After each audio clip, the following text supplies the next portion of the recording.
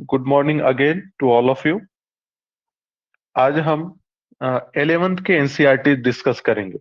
Actually 11th के दो NCERTs हैं और 12th में भी दो एनसीईआरटीज हैं। ठीक है।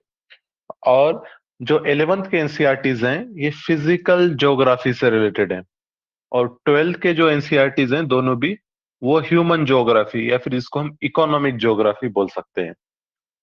जो 11th के दो एनसीईआरटीज हैं, एक तो है India physical geography of India. Okay. तो इसमें इंडिया के कंटेक्स्ट में हम डिस्कस करेंगे फिजिकल ज्योग्राफी। उसमें माउंटेन्स, लैंडफॉर्म्स, रिवर्स, ये सारी चीजें आएंगी। दूसरा जो पार्ट है इसका, फिजियोग्राफी ऑफ द वर्ल्ड। तो इसमें वर्ल्ड के कंटेक्स्ट में हम चीजें पढ़ेंगे, वर्ल्ड की फिजिकल ज्योग्राफी के बारे में। सेम वही चीजें हमको देखना है, माउंटेन्स, रिवर्स, प्लेट्यूज, वोल्केनोज, ये सारी चीजें वहां पर भी आएंगी। इसी तरीके से जो 12th के एनसीईआरटी के दो बुक्स हैं ज्योग्राफी के, तो वो जैसे मैं बताया वो ह्यूमन ज्योग्राफी से रिलेटेड है। यहाँ पर क्या आएगा?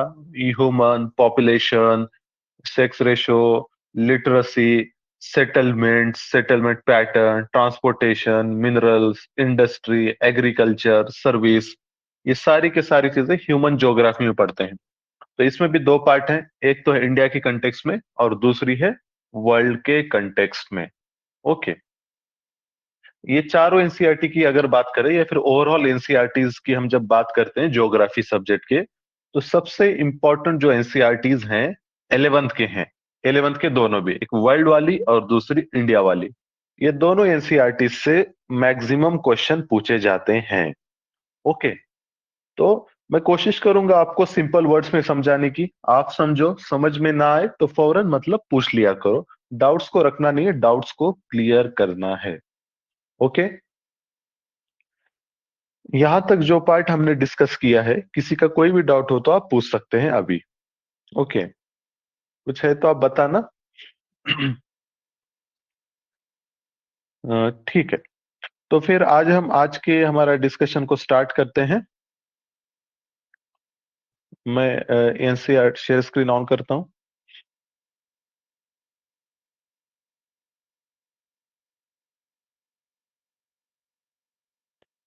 ये है हमारी India physical environment.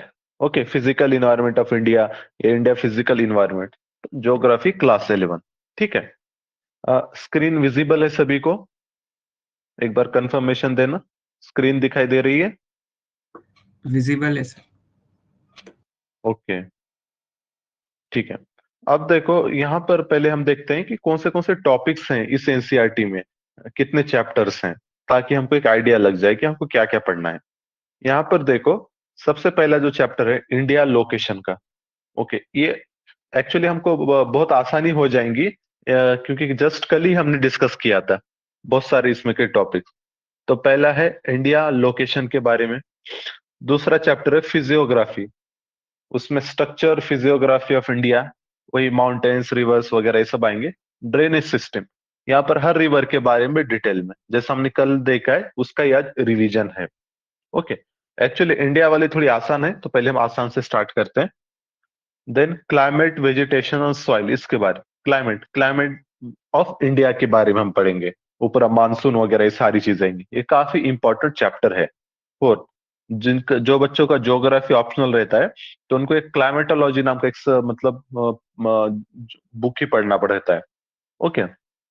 Natural vegetation, वही चीजें जो हमने कल डिस्कस की थी, tropical rain forest, deciduous forest, thorny forest, mountain vegetation, mangroves. Okay. और 6 नंबर का चैप्टर है सॉइल के बारे में।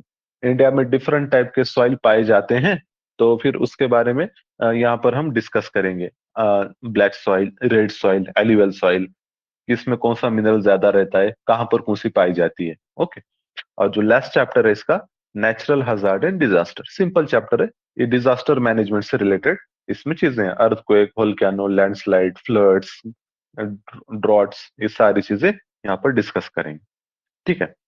तो अभी हम आते हैं हमारा first chapter, location of India. Simple chapter है। लोकेशन में क्या चीजें हमको याद रखना है? पहले तो इंडिया का लैटिट्यूडनल लॉन्गिट्यूडनल एक्सटेंट और फिर उसके बाद हमको पता रहना चाहिए कौन से मेजर लाइंस इंडिया से जाते हैं वगैरह ये सारे। अभी अगर डायग्राम आपको दिख रही होंगी तो यहाँ पर देखो इंडिया का एक लोकेशन हमको पता रहना चाहिए। इंडिया कौन से हेमिस्फीयर में, नॉर्थ में है या साउथ में है। ओके, तो यहाँ पर देखो ये डायग्राम में, ये हमारा इक्वेटर है, बीच वाली लाइन इक्वेटर है। ओके, और इंडिया का लोकेशन है इक्वेटर के ऊपर के हिस्से में, नॉर्थ में। और ये जो ट्रॉपिक ऑफ कैंसर है बीचों बीच से जाता है। तो हमसे पूछा जाए इंडिया कौन से हेमिस्फीयर में है, तो हम बोलेंगे India is in northern hemisphere. ऊपर वाला नॉर्थ हेमिस्फीयर है ना, हमारी कंट्री इक्वेटर के ऊपर है तो नदर्न हेमिस्फीयर में है। ओके, और ट्रॉपिक ऑफ कैंसर जो 23.5 डिग्री वाली जो लैटिट्यूड है वो हमारे बीचों बीच से जाती है। फिर वही चीजें जो हमने कल डिस्कस की थी, फॉर एग्जाम्पल ये सिंपल मैप बना रहा हूं इंडिया का, ऐसा कुछ इंडिया है समझो। अब देखो यहाँ पर इंडिया का अगर हमको लैटिट्यूडनल एक्सटेंट पूछा जाए तो हम क्या कहेंगे। लैटिट्यूड मतलब जो हॉरिजॉन्टल लाइंस रहते हैं, 7 degree north to 37 degree north. और लॉन्गिट्यूडनल एक्सटेंट अगर पूछा जाए तो वो है हमारा 67 डिग्री ईस्ट, क्योंकि हम ईस्ट ईस्ट में भी है, ईस्ट साइड में है ना, ईस्टर्न हेमिस्फीयर ईस्टर्न हाफ में है। 67 degree east to 97 degree east. अब एक सवाल आपसे है, इंडिया का नॉर्थ टू साउथ वाला डिस्टेंस ज्यादा है या ईस्ट टू वेस्ट वाला। कल हमने डिस्कस किया था कौन सा एक्सटेंड ज्यादा है इंडिया का, नॉर्थ टू साउथ और ईस्ट टू वेस्ट। कोई बता सकता है, कल ही हमने देखा था। मेरी आवाज आ रही है, एम आई ऑडिबल। नॉर्थ ज्यादा है सर। नॉर्थ टू साउथ, हाँ। नॉर्थ टू साउथ जो है ये करीब 3100 ऐसा कुछ आता है, और ये करीब 2900 ऐसा। ठीक है, तो ये चीजें हमको पता रहना चाहिए। ठीक है, अब इसके बाद हाँ, ये हो गया। देन लैटिट्यूड लॉन्गिट्यूड वगैरह देख लिए, यहाँ पर क्या है इक्वेटर लैटिट्यूड लॉन्गिट्यूड ये तो हमको पता है। और देखो इसके बाद फिर वो कैंसर तो बीचों बीच से जाता है। और इंडिया की जो आईएसटी जिसको हम इंडियन स्टैंडर्ड टाइम की लाइन कहते हैं, वो है 82.5 डिग्री। वो जाती है 5 स्टेट से। वो भी हमने देखा था 82.5 डिग्री वाली इंडिया की जो टाइम लाइन है, यहाँ से करीब इलाहाबाद से कुछ होते हुए जाती है वो, इलाहाबाद एमपी छत्तीसगढ़ ये ऐसा कुछ। तो उसका निमोनिक था MOUCA। ये 82.5 डिग्री वाली लाइन है जिसके रेफरेंस में इंडिया का टाइम डिसाइड किया जाता है। और ये लाइन जाती है मध्य प्रदेश, उड़ीसा, यूपी, छत्तीसगढ़, आंध्र, ये 5 स्टेट से। ओके, तो ये भी हमको पता रहना चाहिए। इसके बाद देखो और क्या है। हाँ, हाँ ये भी चीजें यहाँ पर आती है। इंडिया की बॉर्डर किन किन कंट्री से लगती है, तो ये मैप में देख लिए तो आपको समझ में आएगा इंडिया की बॉर्डर। ठीक है, ये देखो सबसे पहले यहाँ पर वेस्ट से गए तो पाकिस्तान आएगा, ये पाकिस्तान है। देन यहाँ पर अफगानिस्तान, अफगानिस्तान से भी हमारी बॉर्डर टच होती है, याद रखो। मैप में नहीं दिखेगा, बहुत छोटा सा पार्ट है। देन चाइना से भी टच होती है। ओके, म्यांमार से भी टच होती है हमारी बॉर्डर, भूटान से भी टच होती है, नेपाल से भी टच होती है। ओके, फिर उसके बाद ये लैंड बॉर्डर हो गए। लैंड बॉर्डर कितने कंट्री से, 1 2 3 4 5 6। ये 6 कंट्री, 6 सॉरी बांग्लादेश भी है ना यहाँ पे। 7 कंट्रीज से हमारी लैंड बॉर्डर टच होती है। देन हमारी जो मैरीटाइम बॉर्डर है जिसको हम कहते हैं वो होती है श्रीलंका से भी टच होती है। ओके, और यहाँ पर एक मालदीव्स नाम का कंट्री है इधर नीचे, मालदीव्स। तो इसको इससे भी हमारी मैरीटाइम बॉर्डर टच होती है। ओके, मालदीव्स और यहाँ पर श्रीलंका। ठीक है, अब इसके बाद देखो ये हमारे नेबर्स हैं। अब ये देखने के बाद हमको एक चीज देखना है कि चलो ठीक है, लैंड पे तो समझ में आता है कि सपोज इंडिया और पाकिस्तान के बीच में ये जो लाइन है बॉर्डर लाइन, ये बाउंड्री है इंडिया और पाकिस्तान के बीच में की। पर अब जहां पर ओशियन है, समुंदर है, ओके, तो वहां पर इंडिया का पार्ट कहाँ तक रहेगा, कहाँ तक एक्सटेंड रहेगा, तो एक ऐसा डिसाइड करते हैं। ठीक है, तो इसमें भी एक ऑर्गेनाइजेशन है, इंटरनेशनल सीबेड अथॉरिटी, ISA जिसको कहते हैं। इसके ऊपर भी क्वेश्चन पूछा गया था। International seabed authority. तो ये मतलब डिमार्केट कर दिए लाइंस वगैरह, कहाँ तक आपकी कंट्री की मरीन बॉर्डर रहेंगी। तो उसमें जनरली क्या रहता है, जैसे सपोज अभी इंडिया है, अब यहाँ पर बे ऑफ बंगाल है। तो बे ऑफ बंगाल में इंडिया के लैंड से 12 नॉटिकल माइल, जैसा 12 किलोमीटर रहते हैं ना, तो ओशन में डिस्टेंस मेजर मेजर करने के लिए नॉटिकल माइल्स यूज होते हैं। ओके। तो इंडिया का जो राइट रहेगा 12 नॉटिकल माइल्स तक, इंडिया का मतलब इंडिया को पूरा के पूरा राइट रहेगा, वहां के हर रिसोर्स पे इंडिया का राइट रहेगा। Okay, 12 nautical mile. और एक एरिया रहता है EEZ, एक्सक्लूसिव इकोनॉमिक जोन। ये रहता है 200 नॉटिकल माइल्स तक। ओके, इसको कहते हैं EEZ। यहाँ पर भी वो कंट्री यहाँ के भी रिसोर्सेस वगैरह यूज कर सकता है, पर दूसरे कंट्रीज के मतलब शिप्स वगैरह लेकिन यहाँ से जा भी सकते हैं। Okay, EEZ। लेकिन ये जो 12 नॉटिकल माइल्स तक का जो पार्ट है जिसको हमने कहा, इसको कहते हैं territorial water. Okay, territorial water. तो इसके ऊपर पूरे सावरिन राइट, 100% राइट ये कंट्री का रहेगा। और 1200 नॉटिकल माइल्स तक भी कुछ रिसोर्सेस पे रहता है, लेकिन वहां पे इंटरनेशनल वेसल्स वगैरह वो सब भी आ सकते हैं। ओके, ये पूछा जाता है अक्सर। 12 नॉटिकल माइल टेरिटोरियल वाटर रहता है, और EEZ 200 नॉटिकल माइल्स। ओके, तो ये चीजें याद रखना। ये आए समझ में? समझ में आ रहा है? Yes sir. ठीक है। अब देखो, इसके बाद ये हमने देखा, फिर और एक क्वेश्चन पूछा जाता है। चलो ठीक है, इंडिया किन किन से बॉर्डर टच होती है ये हमने देखा, पर अब इसका सीक्वेंस पूछा जाता है, सबसे हाईएस्ट किससे है, सबसे कम किससे है, उसको अरेंज करो वगैरह ऐसा भी। तो इसका निमोनिक याद रखना। बचपन में, बचपन में, तो बचपन में बी, बी का मतलब बांग्लादेश। इंडिया की जो सबसे लंबी बॉर्डर है वो बांग्लादेश के साथ है। देन च, च से चाइना आएगा, पी से पाकिस्तान, यन से नेपाल, में यम से Myanmar. Okay, Bangladesh, China, Pakistan, Nepal, Myanmar, ये पहले ही 3 4 भी याद रख लिए तो काफी है। सबसे कम याद रखना अफगानिस्तान से होती है। सबसे कम बॉर्डर जो टच होती है अफगानिस्तान से होती है। ओके, याद रहेगा। बांग्लादेश, चाइना, पाकिस्तान, नेपाल, म्यांमार, बचपन में। ये आया समझ में? निमोनिक आई समझ में?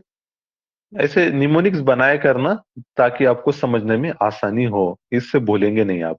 ओके, आवाज क्लियर है सभी को? I am audible to all of you? Yes okay, sir, clear है। ठीक, ठीक है, चलो। अब इसके बाद देखो, ये तो हमने देख लिया इंडिया का एक्सटेंट वगैरह। इंडिया का जो एरिया है ना, 3.28 मिलियन स्क्वायर किलोमीटर है।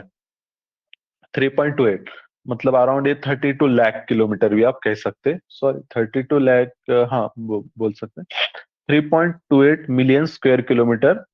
और इसमें क्या है, 2.4% of the world land, world का 2.4% of the world land India का है। ओके, इंडिया से है। और इंडिया सेवंथ लार्जेस्ट, एरिया के हिसाब से देखा जाए तो India is seventh largest country.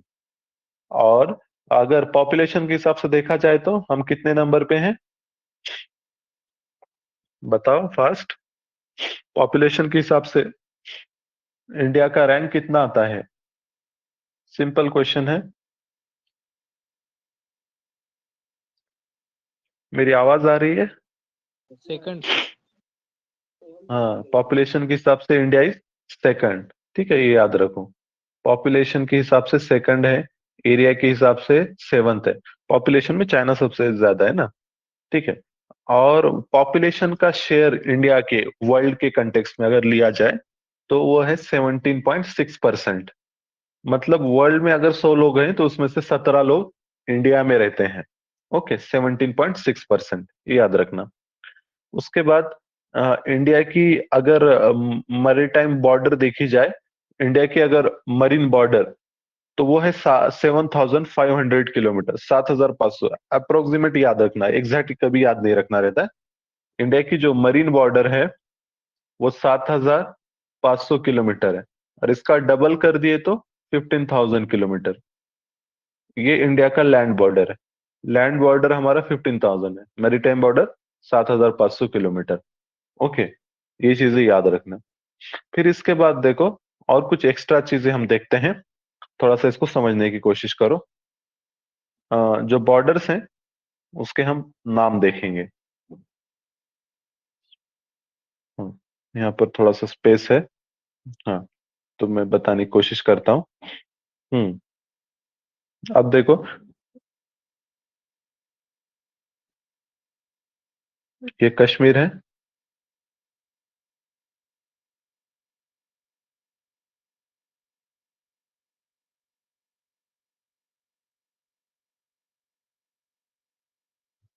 हाँ, अब यहाँ पर देखो, इंडिया पाकिस्तान की जो बॉर्डर है ना, उसको बनाने के लिए कमीशन बैठा था। तो उसने इसको डिमार्केट किया था, तो इसको कहते हैं red Cliff. Red Cliff red Cliff line कहते हैं। Okay, red Cliff line, India Pakistan border. फिर लेकिन जो कश्मीर, ये तो इंडिया राजस्थान पंजाब तक ठीक है, लेकिन कश्मीर में बहुत ही कंटेस्टेड है। पाकिस्तान क्लेम करता है इंडिया के लैंड को। ओके, तो ये जो पार्ट है ना, यहाँ से ये वाला पार्ट, इसको थोड़ा और मैं बड़ी डायग्राम निकालता हूँ। हम्म तो यहाँ से ऐसा इतना पार्ट पाकिस्तान के कब्जे में है। और ये जो बॉर्डर है, मतलब इंडिया की एक्चुअल लाइन तो ये है, लेकिन अभी बॉर्डर यहाँ पर है। इसको, ये लाइन को कहते हैं LOC, लाइन ऑफ कंट्रोल कहते हैं। ओके, ये लाइन को कहते हैं लाइन ऑफ कंट्रोल, LOC। फिर ऐसा ही चाइना ने भी काफी सारा हमारे इंडिया का लैंड ले लिया है, लद्दाख साइड का। और ये अभी चाइना में है। ठीक है, और ये जो लाइन को हम क्या कहते हैं, LAC, LAC कहते हैं। Okay, line of actual control. और लाइन ऑफ कंट्रोल बोला तो पहली चीज हमारे दिमाग में आना, इंडिया पाकिस्तान की बात कर रहा है। और LAC अगर बात आई तो ये इंडिया और चाइना की बात कर रहा है। ये हमको क्लियर रहना चाहिए।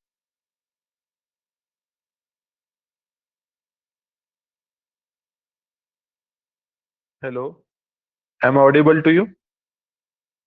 Yes, sir. ठीक है। हाँ,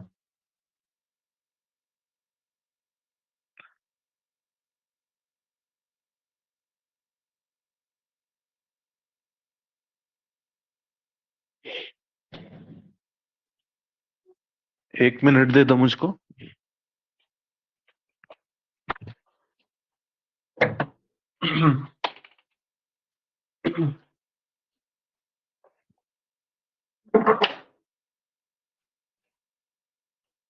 अस्सलाम वालेकुम, खैरियत है? अल्हम्दुलिल्लाह, जी जी। वो क्लास ले रहा था, ऑनलाइन पढ़ाता हूँ तो मैं। चल जी, आप ठीक? जल्द।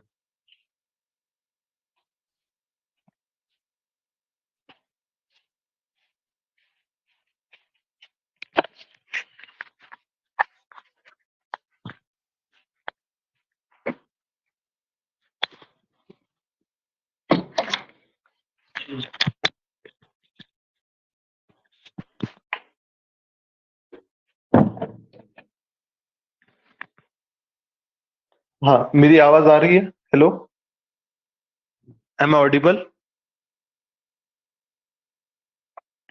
हेलो, मेरी आवाज आ रही है, Yes, क्लियर है? Yes sir. ठीक है, ठीक। तो LOC हमने देखा, LAC देखा। हाँ, और एक चीज, फिर आप देखो, जैसा अभी चाइना के कंटेक्स्ट में हम देख रहे थे, तो यहाँ पर भी मतलब इंडिया चाइना बॉर्डर पे भी झगड़ा चल रहा है। एक तो हमने लद्दाख का देख लिया, लद्दाख में उसने बहुत सारा पार्ट हमारा ले लिया। इसी तरीके से ये जो अरुणाचल प्रदेश है ना, अरुणाचल प्रदेश पर भी चाइना क्लेम करता है कि अरुणाचल हमारा है। ओके, और ये जो बॉर्डर है, ये भी कंटेस्टेड है। तो ये जो अरुणाचल की बॉर्डर है, इसको याद रखना, इसको नाम है McMahon line. McMahon line, याद रखना इसका नाम, मैक मोहन लाइन इसको कहते हैं। ठीक है, ओके। आई होप आपको समझ में आ रहा होगा, मैक मोहन लाइन। तो ये कुछ इंपॉर्टेंट बॉर्डर्स थे जो हमको पता रहना चाहिए। ये इंदिरा पॉइंट तो आपको पता रहेगा, कल ही न्यूज़पेपर में आया था, देखो। राजनाथ सिंह ने यहाँ जस्ट अभी विजिट किए थे। ओके, राजनाथ सिंह हमारे डिफेंस मिनिस्टर हैं। तो ये इंदिरा पॉइंट जो है इंडिया का मतलब सदर्न मोस्ट पॉइंट है। ओके, ये करीब 7 डिग्री के आसपास आता है। तो इसका मतलब ये किस पे रहेगा, अंडमान आइलैंड पे रहेगा या निकोबार पे रहेगा? बताओ अब, अंडमान पे रहेगा या निकोबार पे रहेगा इंदिरा पॉइंट? साउथ में कौन सा है? साउथ में कौन सा आएगा आइलैंड? दो आइलैंड ग्रुप है ना अबे, एक अंडमान है, दूसरा निकोबार। निकोबार नीचे साइड में, तो ये निकोबार में इंदिरा पॉइंट है। ओके, मेरी आवाज क्लियर है सभी को? I am audible to all of you? Yes hello. Sir. हाँ, ठीक है, ठीक, चलो। अब इसके बाद देखो जो अगला चैप्टर है, ये पहला चैप्टर हमने देख लिया इंडिया का लोकेशन के बारे में। अब अगला चैप्टर है फिजियोग्राफी। Physiography of India. इसमें हम क्या देखेंगे? इंडिया का structure, relief, physiographic division, drainage system, concept of watershed, Himalayan peninsular. Okay, ये सारी चीजें यहाँ पर हमको डिस्कस करना है। तो इसमें के बहुत सारी चीजें हमने देख लिए थे, जस्ट अभी हम रिवाइज कर रहे हैं। इंडिया के, अगर हम इंडिया को ऐसा ओवरऑल देखा जाए ना, इंडिया को 3 पार्ट में हम डिवाइड कर सकते हैं। ओके, इंडिया को एक तो है पेनिनसुलर ब्लॉक, मतलब दक्कन का पठार जिसको हम कहते हैं दक्कन। दूसरा है Himalaya and other mountains, Himalaya और माउंटेन्स जो नदर माउंटेन रेंज है। और तीसरा है इंडो ब्रह्मपुत्रा प्लेन, ये प्लेन को भी ऐड करते हैं इसमें। और 2 पार्ट भी ऐड किए जाते हैं, एक का मतलब कोस्टल प्लेन जिसको हम कहते हैं ईस्टर्न घाट वेस्टर्न घाट वाला पार्ट, और उसके बाद एक है आइलैंड्स भी है ना हमारे पास। तो ऐसे कुल मिलाकर 5 डिवीजन माने जाते हैं इंडिया के। ठीक है, अब यहाँ पर देखो, ये जो माउंटेन रेंजेस हमने देखे थे, कल भी डिस्कस किए थे, मैं बस रिवाइज कराता हूँ कि सबसे ऊपर अगर बात करते हैं तो 3 माउंटेन रेंज है, काराकोरम, लद्दाख, जस्कार। ये तीनों को हम कहते हैं ट्रांस हिमालयन। ट्रांस हिमालय क्योंकि हिमालय के पार है वो, ट्रांस हिमालयन माउंटेन रेंज। इसके नीचे जो माउंटेन रेंजेस हैं, यहाँ पर हिमालय है, greater Himalaya, lesser Himalaya, Shivalik. Greater Himalaya, lesser Himalaya, Shivalik, नाम याद रखना। उसके बाद नीचे तो मतलब प्लेन एरिया स्टार्ट होगा, प्लेन एरिया जिसको हम कहते हैं नदन प्लेन कहते हैं। यहाँ पर गंगा यमुना ये सारे रिवर्स ने लाके एलुवियल डिपॉजिट जमा किए हैं, जिसकी वजह से यहाँ पे प्लेन रीजन है, जैसा यूपी बिहार हमारा। ओके, अब इसके बाद देखो दूसरी चीज, हाँ एक सिंपल क्वेश्चन है, इंडस रिवर कौन से 2 माउंटेन रेंजेस के बीच में से जाती है? ओके, कल ही देखा था हमने, इंडस रिवर कौन से 2 माउंटेन रेंजेस के बीच में से जाती है? कोई दे सकता है आंसर? मेरी आवाज आ रही है लद्दाख आपको? कहाँ पे? आपका वॉइस क्लियर नहीं था, रिपीट कर सकते हैं? लद्दाख और जास्कर के बीच में से। हाँ, लद्दाख और जस्कार, ये सही बताया आपने। लद्दाख और जस्कार के बीच में से इंडस जाएंगी और इधर पाकिस्तान में जाएंगी। ओके, ये चीजें थोड़ा गौर किया करना, ऐसे पॉइंट्स पे क्वेश्चन बनते हैं। ठीक है, लद्दाख और जस्कार के बीच में से। ठीक है, तो ये तो हमने देख लिया माउंटेन रेंजेस वगैरह, इसके कुछ डिटेल्स रहेंगे वो तो आप पढ़ भी सकते हैं। ठीक है, अब देखो ये मैप है, ये मैप को अच्छे से प्रैक्टिस करना है। ठीक है, और ये मैप, ठीक है, अब ये मैप से पहले ऊपर एक कुछ और भी एक मैप है, वो मैं आपको दिखाता हूँ। ठीक है, ये अपने माउंटेन रेंज है हिमालय वाली। थोड़ा सा इसकी कुछ डिटेल्स देखते हैं। हिमालय माउंटेन रेंज, सबसे ऊपर ग्रेटर हिमालय, इसकी हाइट भी सबसे ज्यादा है, और इसका दूसरा नाम है हिमाद्री। हिमाद्री भी इसको कहते हैं। और भी एक इसका तीसरा नाम है इनर हिमालय भी कहते हैं इसको। ग्रेटर हिमालय, हिमाद्री और इनर हिमालय, 3 नाम है। अभी फिलहाल आप बस ग्रेटर हिमालय याद रखो। दूसरा है, उसके बाद आता है लेसर हिमालय, ये बीच वाली लाइन, इसका दूसरा नाम है हिमाचल। लेसर हिमालय, दूसरा नाम है हिमाचल। तीसरा जो शिवालिक है, शिवालिक माउंटेन रेंज, इसको कहते हैं आउटर हिमालय। आउटर हिमालय भी कहते हैं शिवालिक को। ओके, तो ग्रेटर हिमालय, लेसर हिमालय, शिवालिक, ये चीजें याद रखनी। फिर इसके बाद कुछ इंपॉर्टेंट लोकेशंस है जो हमको पता रहना चाहिए। फॉर एग्जाम्पल अगर कश्मीर वैली की बात करते हैं जब हम, तो कश्मीर वैली कौन से दो माउंटेन रेंजेस के बीच में लोकेटेड है ये पूछा जाए, तो ये नीचे वाला तो अपना लेसर हिमालय है, और ऊपर वाला जो माउंटेन है ये ग्रेटर हिमालय है। तो इसके बीच में ये लोकेटेड है। और जो जम्मू है, जम्मू यहाँ पर है, नीचे साइड है। ठीक है।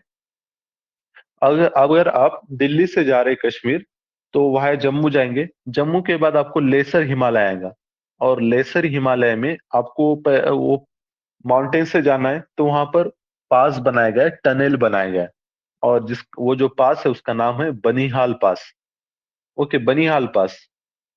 दो मतलब पासेस है, एक बनिहाल पास है और दूसरा इसको ही पीर पंजाल पास भी कहते हैं, पीर पंजाल पास। ओके, याद रखना, पीर पंजाल ये माउंटेन रेंज है यहाँ पर लेसर हिमालय की। ओके, और उसमें से पास बनाएंगे पीर पंजाल, या फिर उसको बनिहाल जो अभी नया बनाया गया उसको कहते हैं। ठीक है, ये याद रखना। फिर कश्मीर वैली आएंगे, फिर आप कश्मीर वैली से, अब यहाँ पर लद्दाख है, लद्दाख थोड़ा सा ऊपर है ना। कश्मीर वैली से अब अगर आप लद्दाख जा रहे हैं, तो ऑब्वियस है आपको ग्रेटर हिमालय कट करके जाना पड़ेगा। तो ग्रेटर हिमालय से कट करके जाना पड़ेगा। और जब आप जाते हैं कश्मीर वैली से लद्दाख, तो ये जो पास रहती है, पास मतलब माउंटेन के बीच में से जाने के लिए रास्ता रहता है, वो नेचुरली भी रह सकता है, मैनमेड भी रह सकता है। तो कश्मीर से लद्दाख जा रहे तो वहां पर एक पास है झोजिला पास। ये पूछे जाते हैं कि पास का नाम दिएगा और बोलेगा ये किसके बीच में, तो झोजिला की अगर बात करें तो ये किसके बीच में है, कश्मीर एंड लद्दाख। कश्मीर को कनेक्ट करते हैं, मतलब श्रीनगर को कनेक्ट करेंगे लद्दाख से। ठीक है, ये चीजें हमको पता रहना चाहिए। इसी तरीके से जो अभी हमने देखा था, ग्रेटर हिमालय की हाइट बहुत ज्यादा है, तो जो वर्ल्ड के हाईएस्ट पीक्स है ना, ये माउंटेन पे मिलते हैं।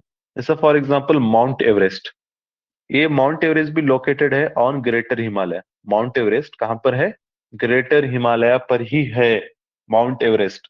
ओके, लेकिन इंडिया में नहीं है, ये आता है नेपाल चाइना बॉर्डर पे। Okay, mount Everest Nepal and China border पे ये है। इसको नेपाल से भी जा सकते, चाइना से भी जा सकते। हाँ, अगर इंडिया की बात करें तो इंडिया का जो हाईएस्ट पीक है वो भी इस पे ही है, और वो है कांचनदोंगजा। कांचनजंगा भी कहते हैं, कांचनदोंगजा भी कहते हैं। ये सिक्किम नेपाल बॉर्डर पे है, जो कि इंडिया का हाईएस्ट पॉइंट है। ओके, कोई मुझको बता सकता है माउंट एवरेस्ट की हाइट कितनी है, हाइट ऑफ माउंट एवरेस्ट, किसी को पता है?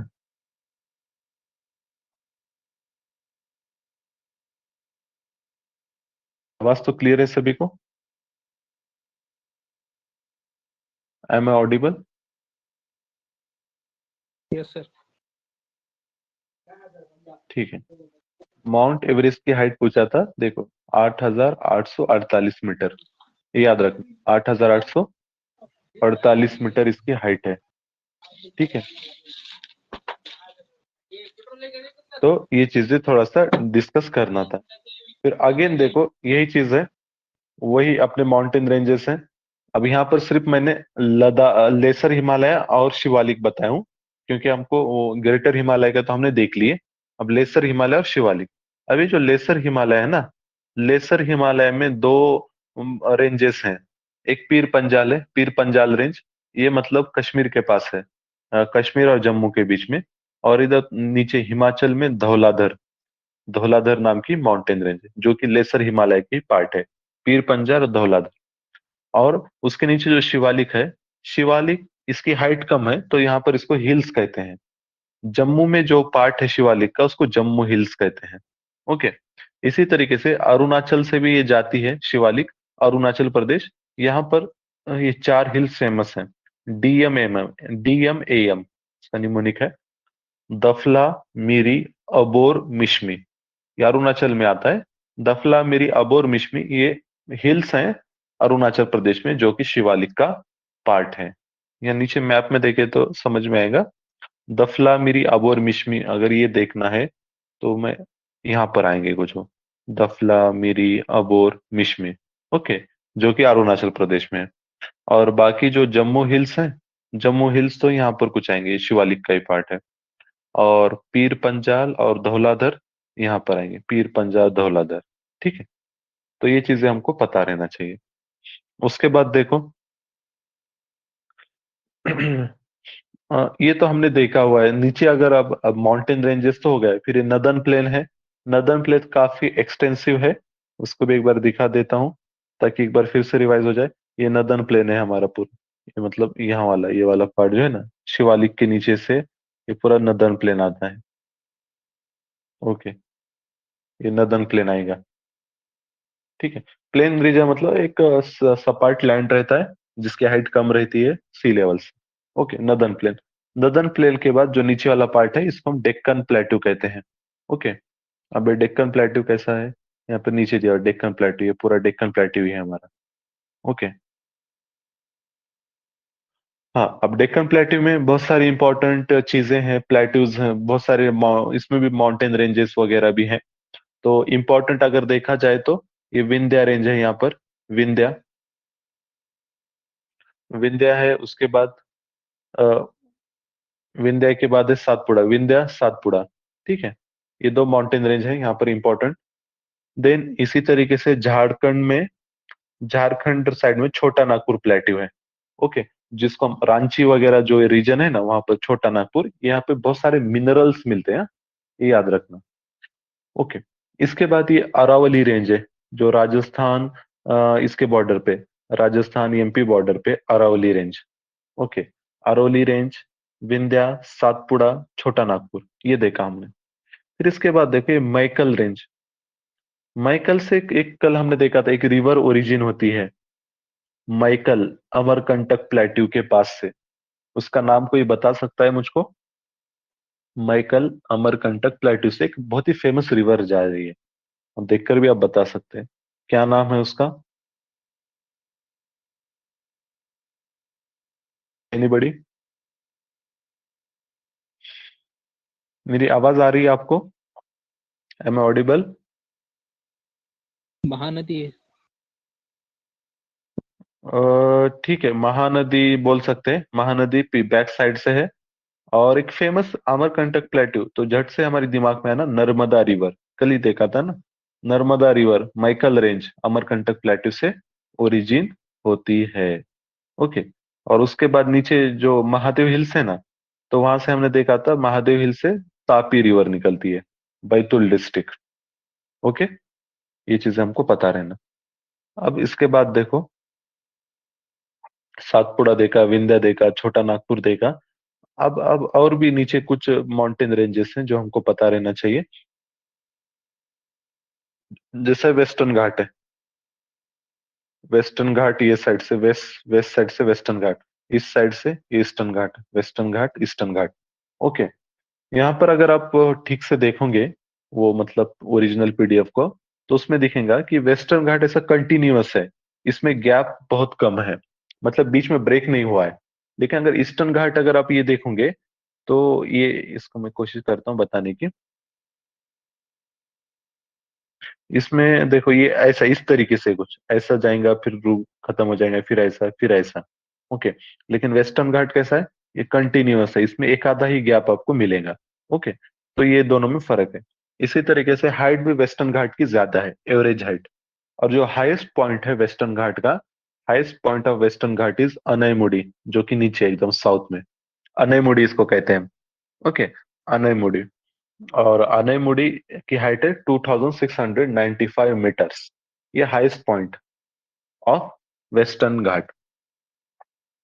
जहां पर ईस्टर्न घाट की अगर बात करें तो ईस्टर्न घाट की का हाईएस्ट पॉइंट है महेंद्रगिरी, 1501 मीटर्स है। ओके, महेंद्रगिरी, बस नाम याद रखना। अब दो नाम आते हैं, एक तो महेंद्रगिरी, कुछ लोग महेंद्रगिरी करते हैं, और कुछ लोग दूसरा माउंटेन बोलते हैं, उसका नाम है अरमाकोंडा। ओके। ऑप्शन देख के दोनों भी नहीं देंगे, ऑप्शन में दोनों में से एक देगा। कुछ लोग अरमाकोंडा को कहते हैं हाईएस्ट पीक, कुछ लोग महेंद्रगिरी। ओके, अब ईस्टर्न घाट की जब हम बात करें, बाद में और भी कुछ माउंटेन रेंजेस हैं, जैसा कि फॉर एग्जांपल, और दूसरे डायग्राम अगर है तो उसमें मैं बताने की कोशिश करता हूँ। नहीं ना, ठीक है, एक डायग्राम ही बना देते हैं।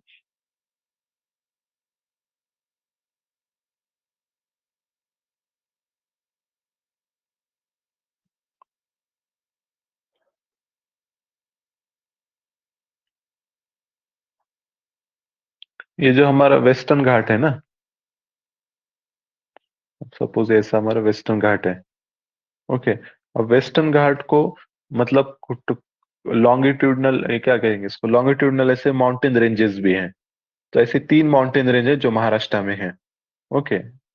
मतलब उतनी बड़ी हाइट नहीं रहेंगी, थोड़ा सा कम ही रहती है। तो ये जो सबसे ऊपर ऊपर वाली है इसको कहते हैं सातमाला। सातमाला अजंता। सातमाला अजंता। ओके। वो अजंता एलोरा क्यों है ना, उस पे ही है। सातमाला अजंता। उसके बाद ये जो नीचे वाली है, इधर नाम लिखता हूँ। ये जो नीचे वाली है इसको कहते हैं हरिश्चंद्र बालाघाट। हरीश चंद्रा, अभी बस सुन लेना, याद मत करो, पर ये हमको पता रहना चाहिए। हरिश्चंद्र बालाघाट। और जो नीचे वाली है इसको कहते हैं शंभू महादेव।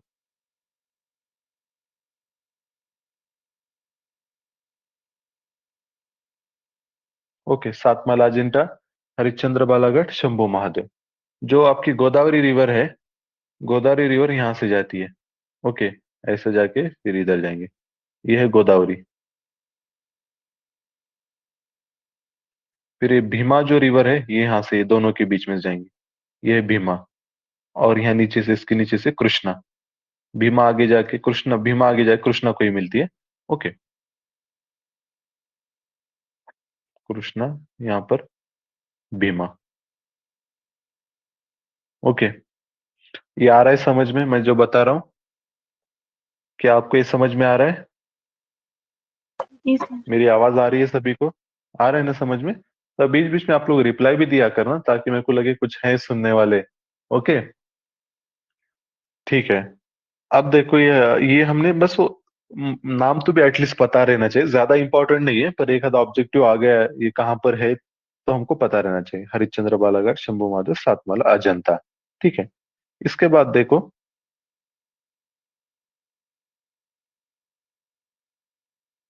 ये जो मैं बोल रहा था ना, हाँ, दफला मिरी अबोर मिश्मी, ये तो हमने देख लिए। इसी तरीके से देखो, ये गारो खासी जैतियाई हिल्स हैं जो कि मेघालय में आते हैं। गारो खासी जैतिया ये बहुत इंपॉर्टेंट है। गारो खासी जैतिया। ओके। अभी क्यों इंपॉर्टेंट है तो मैं बताता हूँ कि गारो खासी जैतिया ये हमको लगेगा कि ये नॉर्थ ईस्ट में तो हिमालय का पार्ट है, but they are actually the part of Deccan plateau. Okay. ये डेक्कन प्लेट्यू के ही पार्ट है। और ये डेक्कन प्लेट्यू से थोड़ा सा सेपरेटेड है क्योंकि ये साइड आ रहे हैं ना।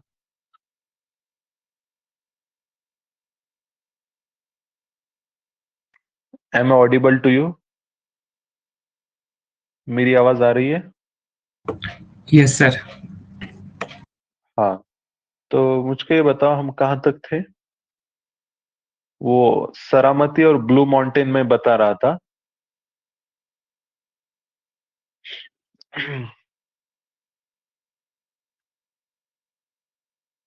हाँ। सरामती पीक और ब्लू माउंटेन ये आपको पता है?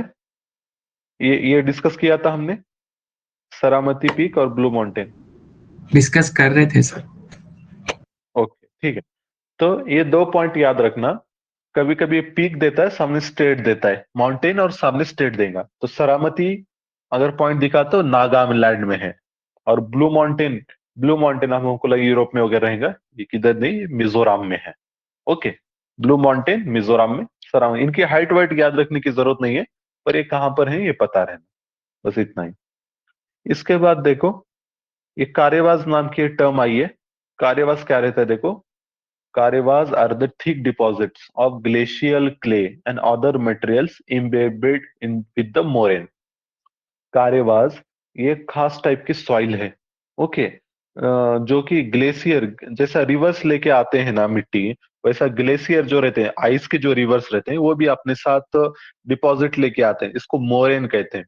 और ये जब जमा होता है तो उससे एक अलग टाइप की सॉइल बनती है जिसको हम कार्यवास कहते हैं। तो ऐसी जो सॉइल है ना हमारे कश्मीर वैली में मिलती है, ये जो सॉइल है कार्यवास वाली। और इसीलिए कश्मीर वैली और ये यूजफुल रहती है सैफरॉन कल्टीवेशन के लिए। सैफरॉन जिसको हम जाफरान भी कहते हैं, जाफरान। ठीक है। वो दूध में वगैरह मिलाकर पीते हैं। केसर भी जिसको हम कहते हैं, सब एक ही चीज है। तो ये केसर बोलो या फिर सैफरॉन बोलो, तो उसके कल्टीवेशन के लिए यूजफुल होती है। ओके, कार्यवास सॉइल, तो कार्यवास सॉइल कहाँ पे है? तो याद रखना, कश्मीर वैली में कार्यवास सॉइल मिलेंगे। ओके,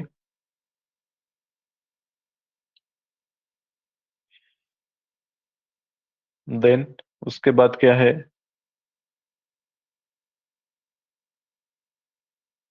श्रीनगर सिटी के बारे में हमने डिस्कस किया था कल ही। यहाँ पर झेलम के कोस्ट पे लोकेटेड है, on the bank of Jhelum. और इसमें सबसे फेमस जो दल लेक है श्रीनगर सिटी में, वो भी इस पर ही है। और Jhelum is in the valley of Kashmir, is still in the youth stage and it forms मियांडर्स, a typical feature associated with mature stage। जब हम लैंडफॉर्म्स वाला चैप्टर डिस्कस करेंगे, तो तब हम देखेंगे कि कोई भी जो रिवर है ना, रिवर के 3 स्टेजेस रहते हैं। ओके, एक रहता है यूथ स्टेज, जहां पर जस्ट रिवर अभी ओरिजिन हुई है, वहां से लेके कुछ किलोमीटर तक। देन उसके बाद रहते हैं मैच्योर स्टेज, और उसके बाद आती है उसकी ये old stage. Okay, youth, mature और ओल्ड स्टेज। अब यहाँ पर देखो, जो मियांडरिंग है, रिवर जो मियांडरिंग करती है, मियांडरिंग मतलब ऐसे साइनोसाइडल जो फ्लो करती है, ये जनरली फीचर रहता है मैच्योर स्टेज में। ओके, जनरली मियांडरिंग मियांडरिंग कब रहती है? मैच्योर में रहती है। लेकिन झेलम की खासियत है, वो एक्सेप्शनल रिवर है, ये मियांडरिंग करती है, झेलम रिवर मियांडरिंग करती है यूथ स्टेज में। ओके, ये यहाँ पर बताया गया है। ठीक है, ये आया समझ में? मियांडरिंग आया समझ में आपको झेलम के कंटेक्स्ट में? Yes, sir. मेरी ओके, ठीक है, ठीक है। चल, अभी ये तो हमने देख लिया, काराकोरम, लद्दाख, जस्कार, ग्रेटर पीर पंजाल, ये सब है। ओके, अब इंडिया के जैसे हम ऊपर देखते हैं, कश्मीर के ऊपर, तो देखो ये भी माउंटेन रेंज है, ये पामीर नॉट, ये फेमस है। यहाँ से कई सारे माउंटेन रेंजेस ओरिजिन होते हैं। ये चाइना में जाती है, कुनलुन माउंटेन कहते हैं इसको, कुनलुन। और ये हिंदू कुश, ये अफगानिस्तान होती है, पाकिस्तान में जाती है। ये पामीर नॉट, पामीर का पठार भी कहते हैं। ओके, पर ये इंडिया के ऊपर है, कश्मीर के ऊपर आता है। अब इसके बाद और क्या है?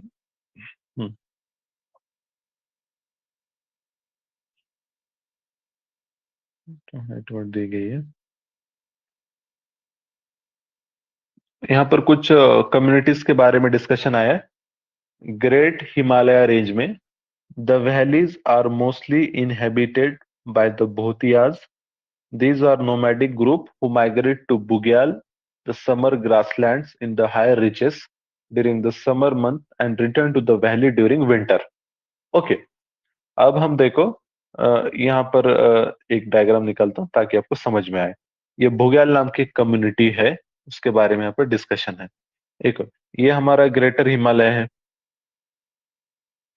ये लेसर हिमालय, ये शिवालिक। ग्रेटर हिमालय, लेसर हिमालय और शिवालिक। ओके, अब ये जो भोग्याल भोतिया नाम की कम्युनिटी है, ओके, ये वैली में रहती है। वैली मतलब यहाँ पर नीचे वाला हिस्सा, भोतिया नाम की कम्युनिटी है। ओके, ये आपको मिलेंगी हिमाचल में, कश्मीर, फिर लद्दाख साइड, हिमाचल में और सिक्किम में रहते हैं भोतिया। बाईचुंग भूतिया आपने नाम सुना होगा। ओके, सिक्किम का था। तो ये जो है ना, विंटर सीजन में यहाँ पर रहते हैं वैली में। ओके, और समर में क्या करते हैं, ये लोग ऊपर चले जाते हैं पीक पे। ओके, क्योंकि यहाँ पे वो टाइम पे ग्रासलैंड आते हैं, ग्रासलैंड रहते हैं समर में। ओके, ग्रेटर हिमालय पे, और वो जो ग्रासलैंड है उसका नाम है भुग्याल। भुग्याल, ग्रासलैंड को क्या कहते हैं? भुग्याल कहते हैं। तो भोतिया कम्युनिटी है, विंटर में वैली में रहती है, समर में ऊपर चले जाती है, माइग्रेशन करती है। क्यों जाती है? तो वहां पे ग्रासलैंड रहता है। ओके, ये आया समझ में? ये क्लियर है? यस। ओके, ठीक है। अब देखो इसके बाद, हाँ,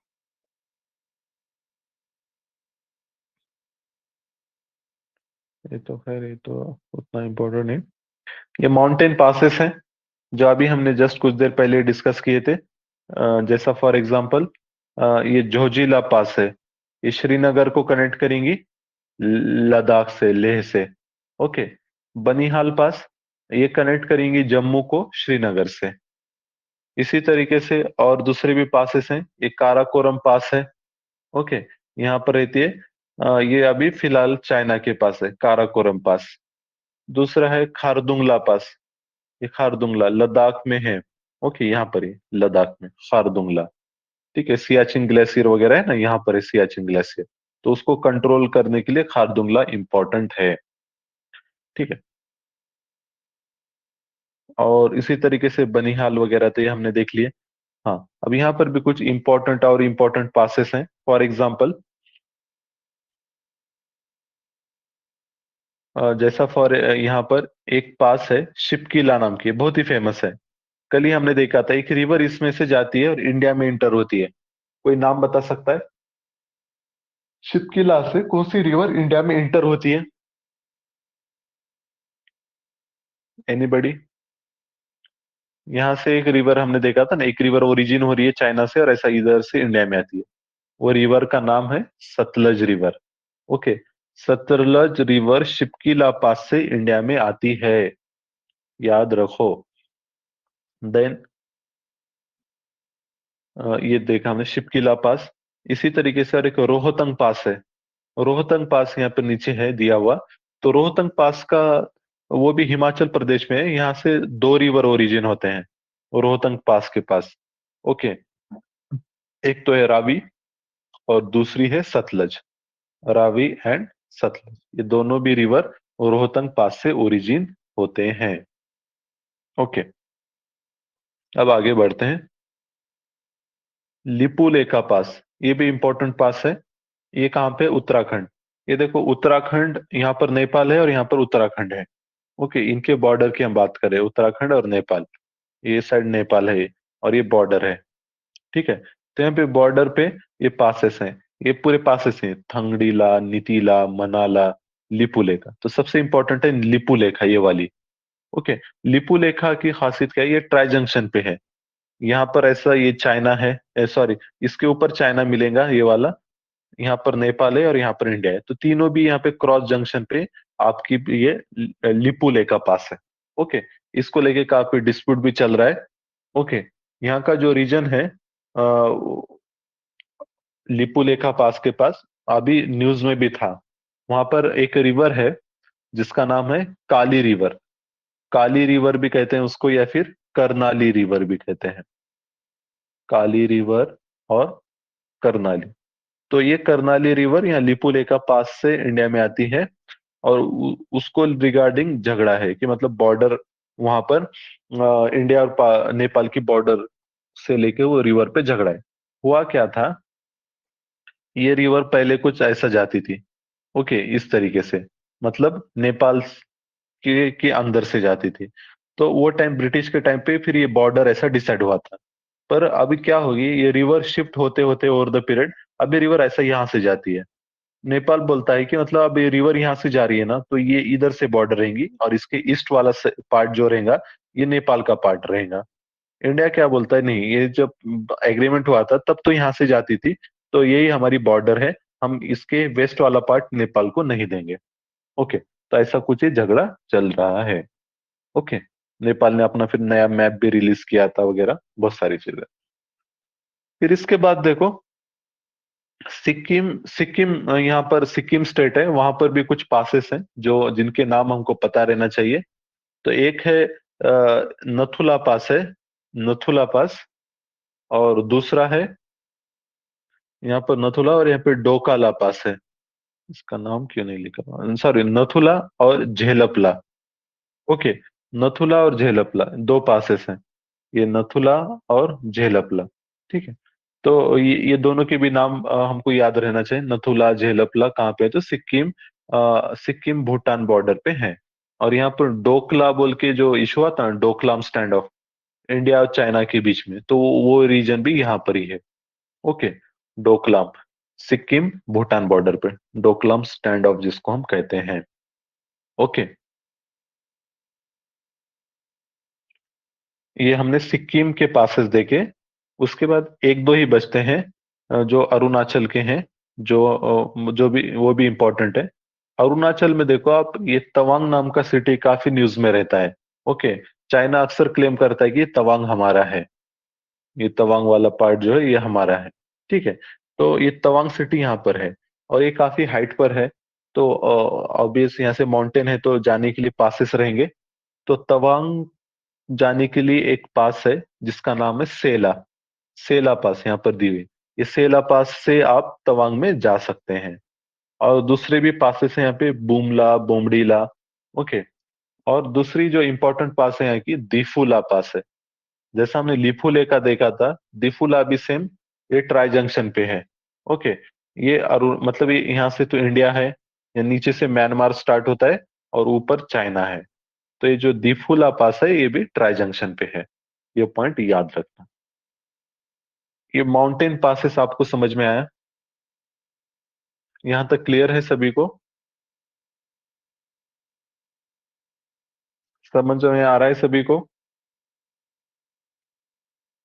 Yes, sir. आवाज आ रही है मेरी? हाँ, सो तो नहीं गए ना? जाग जाओ, जाग जाओ। हम्म। ये वीडियो क्लियर है? स्क्रीन दिखाई दे रही है सभी को? यस सर, क्लियर है। हाँ, क्लियर है ना? हाँ, ध्यान से देखो, ये चैप्टर बहुत ही इंपॉर्टेंट है। ये पूरा बेसिक है हमारा, इस पे कई सारे क्वेश्चन बाद में पूछे जाएंगे। ओके, अभी एक साथ याद नहीं होंगे, लेकिन आप धीरे धीरे करके इसको जब तीन चार जब रीडिंग्स होंगे हमारे ना, तो तब समझ में आएगा। ओके, अब देखो, अब इसके बाद अभी हम वेस्टर्न घाट ईस्टर्न घाट देखे थे ना, तो इसमें बहुत सारे हिल्स वगैरह हैं, तो उनके सीक्वेंस पूछते हैं, नाम पूछे जाते हैं, तो वो भी हमको पता रहना चाहिए। जैसा ईस्टर्न घाट है हमारा, तो ईस्टर्न घाट में बहुत सारे हिल्स हैं, तो वो देखते हैं, उसका मैं आसान तरीका बताता हूँ। ईस्टर्न घाट, ये जो पार्ट है हमारा ईस्टर्न घाट, यहाँ पर तो नीचे जो हिल है शेवराई है, उसके बाद जावड़ी हिल्स आती है, उसके बाद पलकोंडा आता है, उसके बाद नल्ला मल्ला। शेवराय, जावड़ी, पलकोंडा, नल्ला मल्ला। अब ये सीक्वेंस पूछता है north to south, south to north. तो इसका निमोनिक है, ये ऊपर लिखा है ना, श्री जय प्रकाश नारायण। श्री जय प्रकाश नारायण। ओके, तो इसको याद रखेंगे, श्री जय प्रकाश नारायण, शेवराई, जावड़ी, पलकोंडा। ये श्री एस से शेवराई, जय जय से जावड़ी, प्रकाश पी से पलकोंडा और यन से नल्ला मल्ला। शेवराय, जावड़ी, पलकोंडा, नल्ला मल्ला। ये फिर ऑप्शन देख के आप आसानी से इसको टिक कर सकते हो। ओके, इसी तरीके से वेस्टर्न घाट में बहुत सारे हिल्स हैं। जो हमने देखा था, हाईएस्ट पीक क्या है? अगस्ती, अनईमुडी। अनईमुडी के पास है अन्नामलाई। यहाँ का ये जो हिल्स है अन्नामलाई, अन्नामलाई के नीचे आता है यहाँ पर अगस्ती मलाई। अगस्ती मलाई, और जो अन्नामलाई के ऊपर है नीलगिरी। ये तीन तो भी याद रखो, नीलगिरी, अन्नामलाई, अगस्ती मलाई। नीलगिरी, अन्नामलाई, अगस्ती मलाई। अगस्ती मलाई कन्याकुमारी के पास आता है। ओके, ये हमने देखा ईस्टर्न घाट, western Ghat, Garo Khasi Jaintia, Saramati peak, blue mountain, ये भी हमने देख लिया है। Northern planes.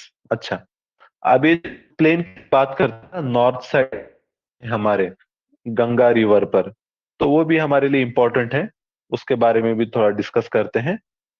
ये देखो, ये जो प्लेन एरिया है ना, जैसा फॉर एग्जांपल ये हमारा हिमालय है। ओके, अभी हिमालय माउंटेन रेंज है, तो यहाँ पर वेदरिंग होता है, इरोजन होता है, विंड्स रहते हैं, रेनफॉल होता है, सारी चीजें होती है। तो इससे इसका डिसइंटीग्रेशन होके बड़े बड़े इससे इसके पार्टिकल्स टूट जाते हैं, पत्थर, और यहाँ पर जमा हो जाते हैं। ओके, फिर इसके बाद ये पत्थरों का भी इरोजन वगैरह होता है ओवर द पीरियड, फिर ये छोटे छोटे इसमें कन्वर्ट हो जाते हैं।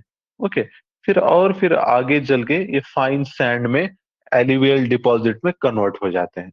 ओके, तो ये रीजन के अलग अलग नाम है। अब देखो, अभी रिवर्स यहाँ से जा रहे हैं, हमारे रिवर्स बहुत सारे रिवर्स हैं, जैसा गंगा ले लो, ब्रह्मपुत्रा ले लो, सतलज ले लो। ओके, हिमालय पे ओरिजिन हो रहे हैं और आगे जा रहे हैं। तो जब ये पहाड़ से नीचे आते हैं और ये जो पत्थर्स हैं, ये रॉक पार्टिकल जो हैं बड़े बड़े, यहाँ से अभी तो ओरिजिन हुए ना, तो छोटे छोटे स्ट्रीम्स रहते हैं, झरने रहते हैं। तो जब वो यहाँ ये एरिया से जाते हैं जहां पर पत्थर हैं, ऐसे रॉक्स हैं, तो ये नीचे ये एरिया से जब जाएंगे तो ये पत्थर के नीचे से जाएंगे। यहाँ पर तो स्ट्रीम दिख रहा है ऊपर पहाड़ पर, नीचे डिसअपियर होता है। ओके, तो ये जो रीजन है पत्थरों वाला, इसको कहते हैं भाबर, भाबर कहते हैं। और भाबर रीजन को जोन ऑफ डिसअपियरेंस भी कहते हैं। जोन ऑफ डिसअपियरेंस क्यों कहते हैं? क्योंकि जो स्ट्रीम यहाँ पे ओरिजिन हो रहा है पहाड़ पे, यहाँ पर डिसअपियर हो जाता है, पत्थर के नीचे से रिवर जाती है। ओके, उसके बाद देखो फिर जैसा ही आप आगे जाते हैं तो ये फिर से री इमर्ज होते हैं। ओके, और यहाँ पर ये मार्शी लैंड बनता है। ओके, और ये जो मार्शी लैंड है इसको हम कहते हैं तराई। भाबर, भाबर के बाद है तराई। तराई का दूसरा नाम है जोन ऑफ रीअपियरेंस। तराई का दूसरा नाम है जोन ऑफ रीअपियरेंस। ओके, ये चीज हो गई। इसके बाद देखो तराई हो गया, भाबर हो गया, तराई हो गया। अब देखो, अब रिवर और आगे बढ़ती है। अब ये जो पार्टिकल्स हैं अब छोटे छोटे होंगे। ओके, और एकदम फाइन सैंड बनेगी जिसको हम एल्यूवियम कहते हैं। ओके, तो देखो अब ये रिवर आपके ऐसे जा रही है, ठीक है। जो रिवर के एकदम इमीडिएट जो डिपॉजिट रहता है, ओके, रिवर अपने कोस्ट पे बैंक्स पे क्या करती है, एल्यूवियम डिपॉजिट करती है। तो उसको हम कहते हैं खादर। जो इमीडिएट रिवर के बाजू में ही है उसको हम कहेंगे खादर। ये बहुत ही फर्टाइल रहता है। ओके, अब ऐसा नहीं कि रिवर ने एक बार डिपॉजिट कर दिया तो हमेशा उधर ही रहेगा। अब ये वाला जो पार्ट है एकदम जो इमीडिएट, अब ये नया तो डिपॉजिट जब आता है तो ये आगे आगे चला जाता है ये साइड में। ओके, और ये आगे चल के पुराना हो जाता है। तो ये जो दूर वाला जो डिपॉजिट है इसको कहते हैं भांगर। ओके, न्यू एल्यूवियम डिपॉजिट, खादर मतलब न्यू डिपॉजिट, और भांगर मतलब ओल्ड डिपॉजिट। Okay, old. और ये पूछा जाता है दोनों में फर्टाइल कौन रहता है, तो खादर ज्यादा फर्टाइल है। दोनों भी फर्टाइल है लेकिन खादर क्योंकि ये अभी नया बना है ना, तो ये ज्यादा फर्टाइल है। ओके, ये डायग्राम को फिर से देखो और मुझको बताओ समझ में आया है क्या आपको, ये चीजें आई सर एक समझ बार में? समझाओ। ठीक है, इसको मैं एक बार फिर से आपको बताता हूँ, आप लोग ध्यान से सुनो। हम चार टर्म डिस्कस कर रहे हैं, भाबर, तराई, खादर, भांगर। ओके, भाबर क्या है? रिवर माउंटेन से ओरिजिन हो रहे हैं, हिमालय से। तो उसके नीचे जब वो उसके जिसको हम कहते हैं बॉटम पे आते हैं तो बॉटम पे बड़े बड़े पत्थर रहते हैं। ओके, जो पहाड़ से टूट कर गिरे हैं। और जो रिवर का जो स्ट्रीम है उसके नीचे डिसअपियर हो जाता है। ये जो पत्थरों वाला एरिया है ना उसको हम भाबर कहते हैं। ओके, भाबर। फिर आगे चल के ये पत्थर वाला एरिया खत्म होता है, मार्शी लैंड आता है। और यहाँ पर स्ट्रीम्स फिर से आपको दिखेंगे, वाटर के, रिवर के। तो इसको कहते हैं तराई रीजन, तराई बेल्ट कहते हैं, जो कि मार्शी लैंड रहता है, यहाँ पर बुशेस वगैरह रहते हैं। इंडिया नेपाल बॉर्डर पे आपको ये दिखेगा। फिर आगे चल के क्या होता है, रिवर के साथ तो ये पूरा पत्थर वगैरह ऐसा रिवर कैरी करती है, छोटे छोटे उनको फ्रिक्शन होता है, बारीक बारीक के कन्वर्ट हो जाते हैं। फिर एकदम ये फाइन हो जाते हैं आगे चल के, फाइन मतलब छोटे छोटे। तो रिवर जो अपने एकदम इमीडिएट अपने बैंक पे डिपॉजिट करती है ना ये पार्टिकल्स, और इससे नई जमीन बनती है। तो ये जो डिपॉजिट हैं जो जस्ट रिवर के बैंक पे हैं, रिवर के तट पे हैं, उसको हम कहते हैं खादर कहते हैं, खादर। अब ये जो खादर है, खादर क्या होता है, जब नया डिपॉजिट रिवर लाएंगी तो पुराने वाला क्या है, दूर दूर स्प्रेड होते जाएगा। तो ये जो पुराना डिपॉजिट है उसको कहते हैं हम भांगर कहते हैं, भांगर। ये जो ग्रीन कलर वाला दिख रहा है ये भांगर है, और जो ये ब्राउन कलर वाला दिख रहा है ये खादर है। खादर, नया डिपॉजिट जो रिवर अभी जस्ट डिपॉजिट किया इसको खादर कहते हैं, जो रिवर के एकदम पास रहेगा। जो रिवर से दूर रहेगा वो डिपॉजिट को हम भांगर कहते हैं। सबसे ज्यादा फर्टाइल कौन है, तो वो खादर है। ओके, तो ये जो नॉर्थ प्लेन है ना, तो नॉर्थ प्लेन में खादर, भांगर ये सब आपको मिलेगा। ओके, अब आया समझ में? Yes sir. ओके, बाकी दूसरे बच्चों को आया समझ में? दूसरे जो लोग हैं रिप्लाई करो, आ रहा है समझ में?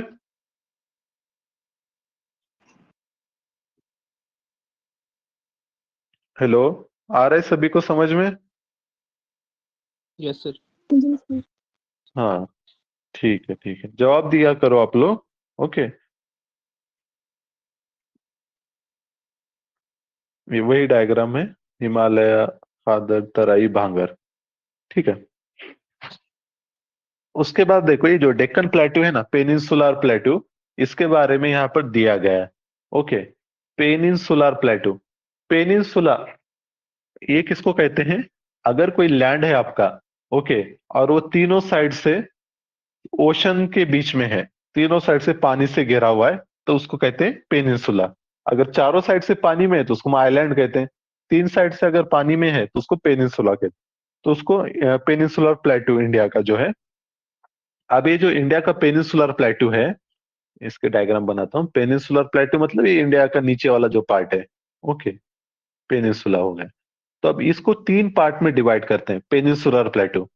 एक तो है डेक्कन प्लेट्यू, ये जो बीच वाला पार्ट है इसका, ये डेक्कन प्लेट्यू है पूरा। देन दूसरा है central highland.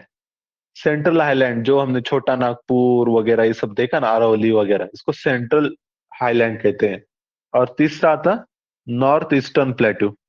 North eastern plateau मतलब वो जो गारो, खासी, जैतिया, वो जो हिल्स हमने देखा था, तो वो चीजें यहाँ पर हैं, गारो, खासी, जैतिया।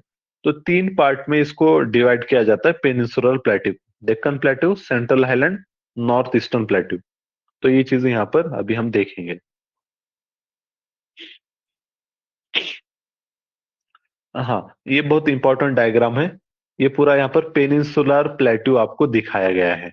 ओके, अब देखो कुछ इंपॉर्टेंट प्लेट्यूज हैं जो हमको पता रहना चाहिए। मैं एक एक से बताने की कोशिश करूंगा। हाँ, तो देखो सबसे पहले ये आरोवली। अब ये पूरा हम ओवरऑल डिस्कस कर रहे हैं, पेनिनसुलर प्लेट्यू जो है हमारा, यहाँ से लेकर तो ये पूरा, ये डिस्कस कर रहे हैं। तो इसमें क्या क्या चीजें आती है वो देखेंगे। तो सबसे पहले ये अरवली माउंटेन रेंज है। ओके, यहाँ पर राजस्थान में, एमपी बॉर्डर पे। देन उसके बाद ये देखो नीचे वाला जो है, ये वाला, ये ये मालवा प्लेट्यू है। मालवा प्लेट्यू यहाँ पर है। ओके, मालवा रीजन है एमपी में। एमपी राजस्थान बॉर्डर पे मालवा रीजन है। फिर मालवा प्लेट्यू के जस्ट लेफ्ट में मारवाड़ प्लेट्यू है। मारवाड़, ओके, यहाँ पर। Okay, Marwar plateau, Malwa plateau. Okay, I hope आपको याद रहेंगे, Marwar plateau, Malwa plateau. Then उसके बाद देखो, मालवा प्लेट्यू के राइट में, थोड़ा सा ऊपर साइड में, एमपी यूपी बॉर्डर पे ये रीजन है, बुंदेलखंड रीजन। ये हमने डिस्कस भी किया था केन बेटवा रिवर के कंटेक्स्ट में। बुंदेलखंड, यहाँ पर भी वाटर स्कार्सिटी है। ओके, ये हमने देखा। बुंदेलखंड के बाद उसके राइट में सेम एमपी यूपी बॉर्डर पे एक रीजन है, उसको हम कहते हैं बागेलखंड। बुंदेलखंड, बुंदेलखंड के बाद बागेलखंड। फिर बागेलखंड जाने के बाद थोड़ा सा दूर राइट साइड में झारखंड पे झारखंड में रांची के पास आता है छोटा नागपुर प्लेटू। ये मिनरल रिच है। फिर छोटा नागपुर से अब आगे जाओगे तो यहाँ पर ये मालदा फाल्ट आएगा। मालदा फाल्ट के बाद ये शिलोंग प्लेट्यू आएगा। शिलोंग प्लेट्यू, जिसके ऊपर ये गारो, खासी, जैतिया, गारो, खासी और जैतिया, ये जो हिल्स हैं ये शिलोंग प्लेट्यू पे हैं। गारो, खासी, जैतिया। ओके, तो ये हमने हाईलैंड्स देख लिए, सेंट्रल हाईलैंड्स इनको कहते हैं। इसके बाद ये तो पता है हमको, विंध्या है नीचे,